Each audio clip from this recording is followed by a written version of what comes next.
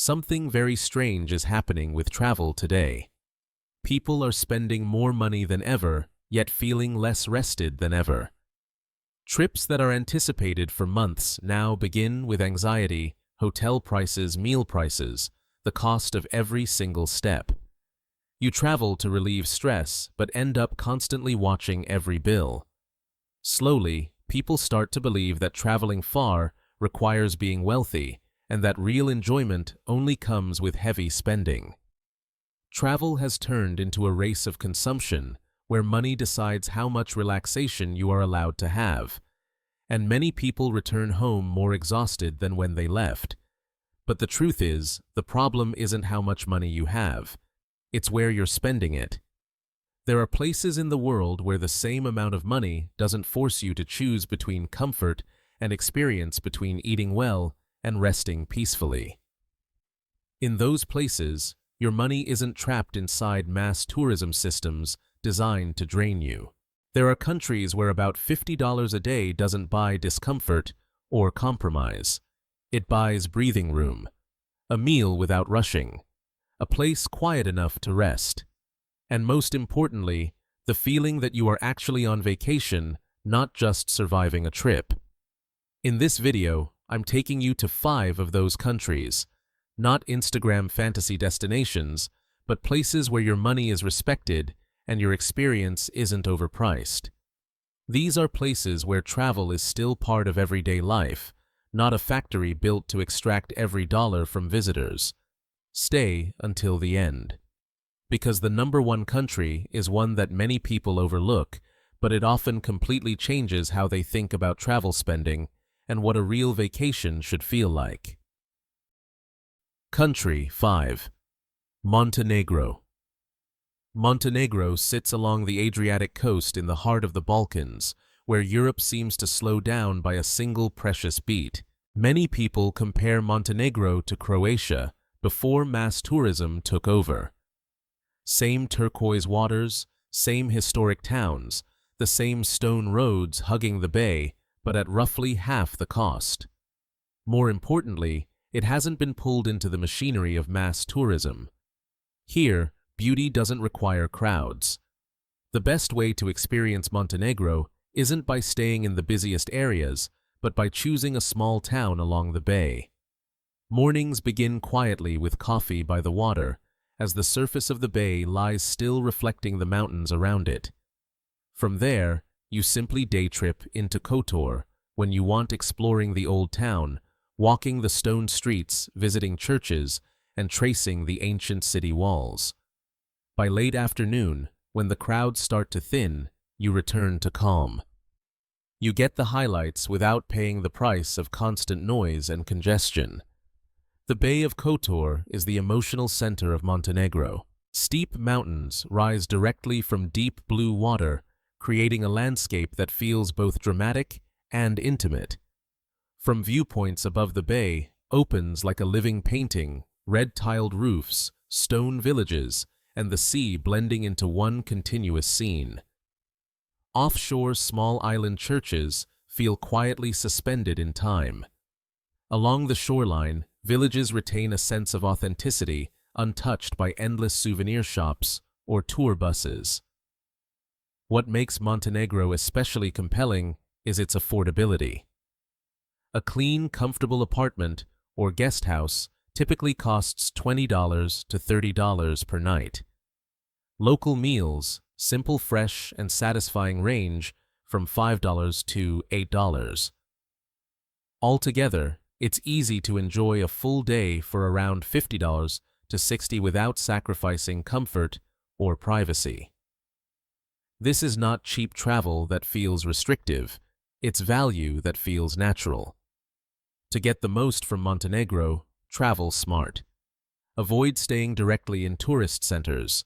Use local buses, which are inexpensive and easy to navigate. Visit during the shoulder seasons, late spring or early fall, when the weather is ideal and crowds are thinner. At that point, Montenegro reveals its true character, a quieter, more approachable Europe where your money is respected and your time is allowed to breathe. Country 4. Bosnia and Herzegovina. Bosnia and Herzegovina is the kind of place where the moment you arrive, you immediately sense that you're not stepping into a packaged tourism product. There's no feeling of being watched, no pressure to follow a scripted route, no sense that your presence is being monetized at every turn. Instead, life simply unfolds around you quietly, naturally, as if you've entered a city that still exists for its own people, not for visitors passing through. That feeling is strongest in Sarajevo. This is a city that doesn't try to impress you. It doesn't advertise itself or compete for your attention. It simply exists calm, layered, and deeply human. In the old town's stone-paved streets, wind past traditional cafes where people sit for hours over coffee, unhurried talking without an agenda. You can walk aimlessly here without a plan and somehow feel that the walking itself is the experience. Sarajevo carries multiple histories at once: Ottoman, Austro-Hungarian, Balkan, but none of them are confined to museums. These layers live in everyday life, in the architecture, in the food, in the way people greet one another on the street. Nothing feels staged. Nothing feels performative. It's not touristy. It's simply real. Bosnian food is another quiet revelation and a perfect example of value exceeding cost. Cevapi, small grilled meat rolls served with fresh bread, are simple, filling, and deeply satisfying. Burek, flaky pastry filled with meat or cheese, is hearty and unmistakably local. A full meal typically costs $3 to $5, yet it never feels cheap. It feels honest, like you're eating the same food locals eat every day, not paying extra for a visitor's version of it. Overall costs in Bosnia often surprise people. A clean, comfortable guest house or private room usually runs $15 to $25 per night. Transportation is straightforward, food is affordable, and there's little pressure to pay for packaged experiences. A full, comfortable day can easily stay within $45 to $55 without sacrificing rest or dignity. But the true value of Bosnia isn't found in the numbers. It's found in how the place makes you feel. Here, you don't feel exploited. There's no constant push to spend more, upgrade more, or justify your presence through money. You're welcome simply by being there. Bosnia doesn't promise luxury or spectacle. It offers something rarer, the feeling of being treated like a human being, not a wallet. Country 3. Laos. Laos is one of the few places where you feel the difference the moment you arrive.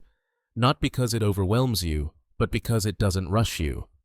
Travel here isn't packaged into must-buy experiences. There's no pressure to see everything, capture everything, and move on. Laos exists at its own pace, and if you allow yourself to slow down, you begin to move in rhythm with it. Luang Prabang sits at the heart of that feeling. This small town rests where the Mekong River meets the Nam Khan, lined with quiet streets, old wooden houses, simple temples, and cafes that open without urgency. Mornings arrive gently, no honking, no shouting, no crowd noise, just soft light on rooftops and the smell of coffee in the air. In Luang Prabang, you don't need a packed itinerary. Simply walking is enough to feel like you're truly inside the journey. One of the most memorable moments is the morning almsgiving ceremony. As the sun rises, monks walk slowly through the streets while locals silently offer food. There are no loudspeakers, no stages, no barriers. Everything happens in stillness and respect. If you observe quietly, without interfering, without rushing for photos, you realize this isn't a tourist attraction. It's spiritual life continuing as it always has. The Mekong River flows through Luang Prabang like a timeline. Sitting along its banks, you watch boats drift by, villages appear in the distance, and a way of life that isn't broken into schedules. In Laos, doing nothing is not wasted time, it's part of the experience. And that is exactly what makes the journey feel complete. Costs in Laos reflect this simplicity.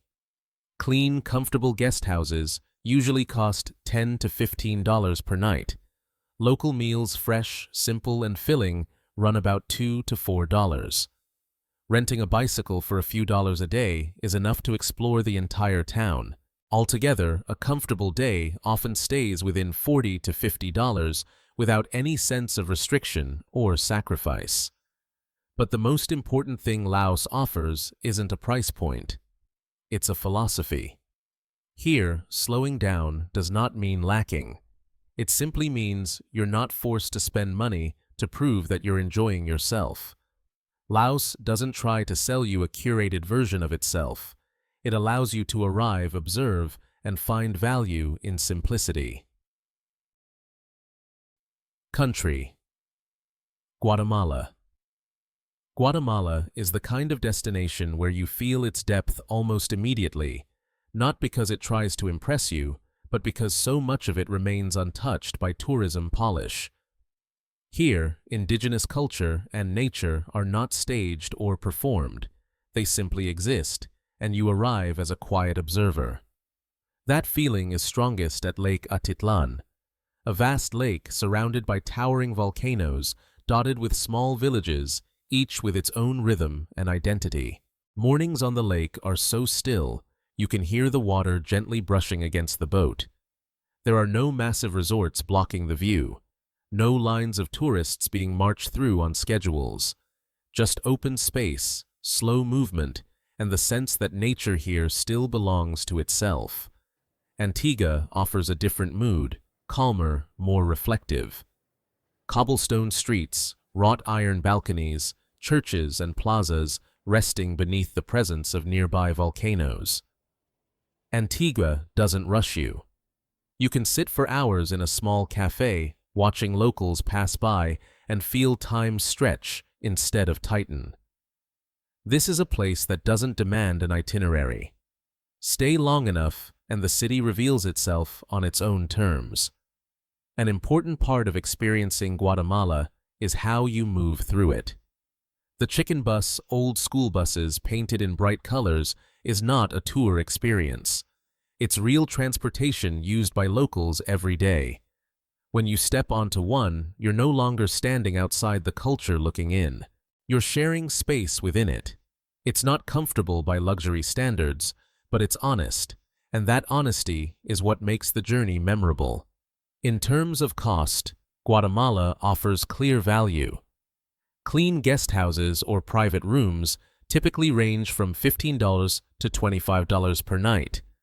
Local meals, simple, flavorful, and filling, run about $3 to $5.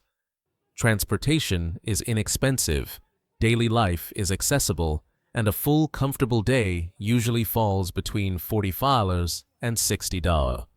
Compared to Costa Rica, where equally stunning nature now comes with significantly higher prices, Guatemala gives you more space with far less pressure. It's less commercialized, less curated, and far less focused on selling you an experience. Guatemala doesn't try to overwhelm you. It quietly shows you that places which still hold on to their identity often create the most meaningful journeys. Transition. And as this journey approaches its final stop, there's one more place where every sense you have is about to be fully awakened. Country. Morocco. Morocco is not a place you simply pass through. The moment you step into the Medina, you're pulled into another world, layers of sound, the scent of spices hanging in the air by spilling into narrow alleyways. The souks unfold like a living maze, metalworkers hammering by hand, spice sellers weighing small portions, stacks of colorful rugs rising along the walls. Every sense is awakened at once, and you quickly realize this place is not gentle, but it is deeply real. Amid that intensity, the riad becomes a refuge. Step through an unassuming doorway, and you enter a quiet courtyard filled with greenery and the sound of flowing water.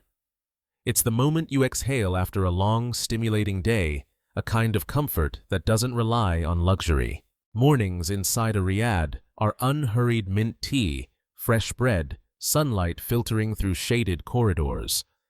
This contrast is what makes Morocco unforgettable: chaos outside, calm within. Beyond the cities, the landscape opens in a completely different way. The Atlas Mountains lift you into cooler air where villages cling to stone hillsides.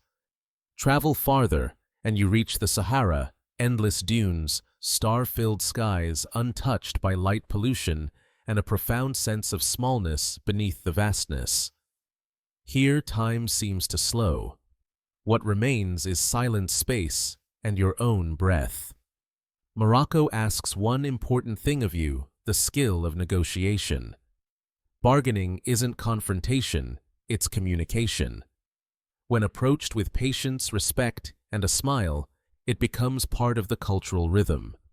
You're not just paying a fair price, you're participating in local life.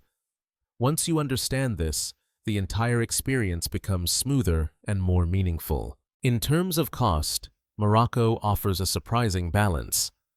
A simple, well-kept riad or guest house typically costs $25 to $35 per night. Local meals, couscous tagine, fresh bread, and mint tea run about $4 to $6. With smart choices around transport and timing, it's entirely possible to stay within $50 to $65 per day while remaining comfortable. Morocco doesn't promise ease. It's loud, layered, and at times challenging. But that's exactly why the reward feels earned. This is a place where you travel fully awake, where your budget stays under control, but your experience never feels diluted. Morocco isn't for everyone, but for those willing to open their senses and step into a different rhythm of life, it's a powerful and fitting final stop on this journey. You don't need more money to travel far. You just need to spend your money in places that don't exhaust you. There are places in the world that don't pressure you with bills, don't force you into rushed itineraries, and don't turn a vacation into a draining act of consumption. In those places, your money is exchanged for ease, slowness, and the feeling that you're actually living inside the journey, not just trying to get through it. The 5 countries you've just seen aren't perfect.